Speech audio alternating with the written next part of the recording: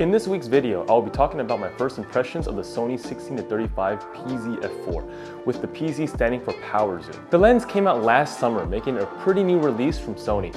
I recently got this lens actually to replace my 16-35 GM f2.8, which may make some of you raise your eyebrows at me, asking me why I would do such a thing.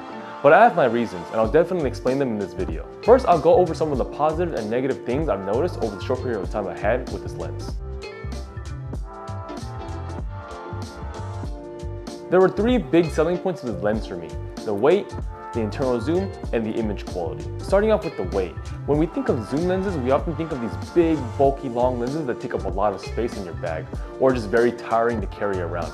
Or for me personally, something that stands out when walking around with it. But with this lens, it comes in only at 353 grams. To put that into perspective, that's quite lighter than the Sony 24mm f1.4 GM and the Zeiss 85mm f1.8, which were already pretty light to begin with. But not only is it light, it's just so compact as well. It doesn't even take up that much space in my bag when going out, so I have no doubt it will be effortless to travel with to different locations or countries. When it comes to build quality, the lens isn't as high quality compared to the GM version, which definitely felt more sturdy and tougher, but that's to be expected to get this lens to the listed weight at around 353 grams. I wouldn't doubt it'd be able to take some hits or falls either, but I'd rather not test that myself. The next positive is the internal zoom. For photography, it's not too much of a positive or negative, as I've never really had any issues when using my 16-35 GM, and that's a lens that has an external zoom. But for video, it's a pretty big deal, specifically for when using a gimbal. When using a zoom lens that zooms externally, you'd have to rebalance the gimbal and going from wide to telephoto or vice versa, due to the weight imbalance of the camera. So when that happens, you have to put down the gimbal, rebalance it, then put your camera back on it, and it's just so much trouble. It may not sound like a big deal, but like changing lenses constantly, it gets annoying and can cause many headaches. There are ways around it with external zooming lenses, so don't feel like you need to buy a lens that zooms internally if you want to use it on a gimbal. But that is a perk of getting a lens that zooms internally. You never have to worry about having to rebalance your gimbal. You balance once and you're good to go. With one of the main selling points of this lens being lightweight and small, some may think that image quality may suffer. But from the short time I've used it, I've been pretty happy with my pictures. If you were to put pictures taken with the Sony 16-35 PZ versus the 16-35 GM, taken with similar settings, most probably wouldn't even notice the difference, honestly. The key difference is really whether you need that f2.8 or not. In my short time I've had with this lens, there really haven't been many negatives. Well, I guess except one. My main problem I have with this lens isn't anything serious, honestly. It's just a bit annoying. That would be the zooming mechanism on the side. With this lens, you can either zoom with the zoom ring or with the side mechanism. When I first saw it, I thought that was a pretty cool feature, in case you ever need to use it. And it is a pretty useful feature as well, especially for video. It's touch sensitive, so the more you push it in one direction, the more it'll zoom in or zoom out, depending on the direction you push it in. More ways to control zooming, so what can go wrong, right?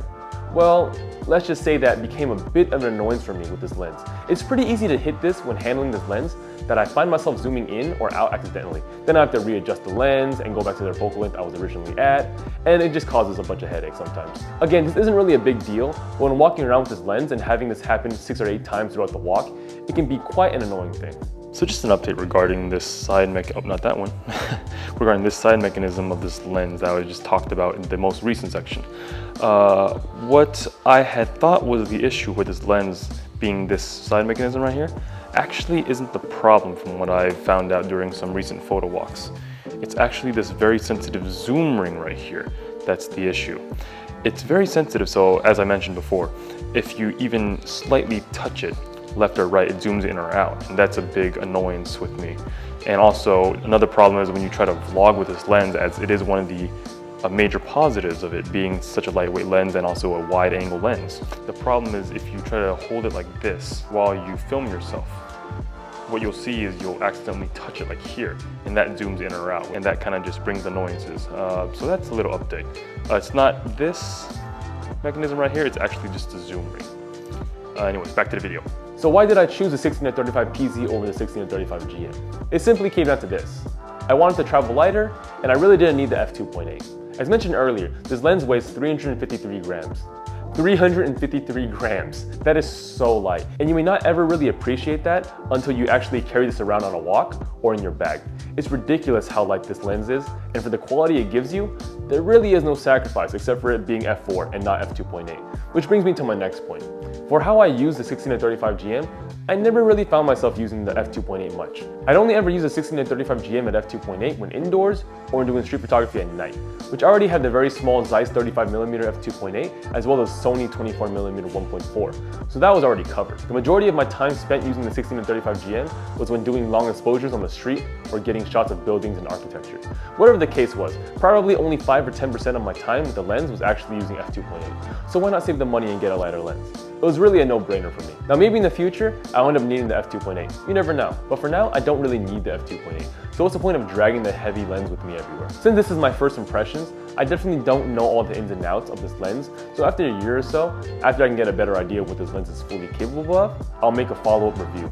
So if you'd like to see that, let me know in the comment section below. Please leave this video a like if you enjoyed, and I'll see you all next week. Later.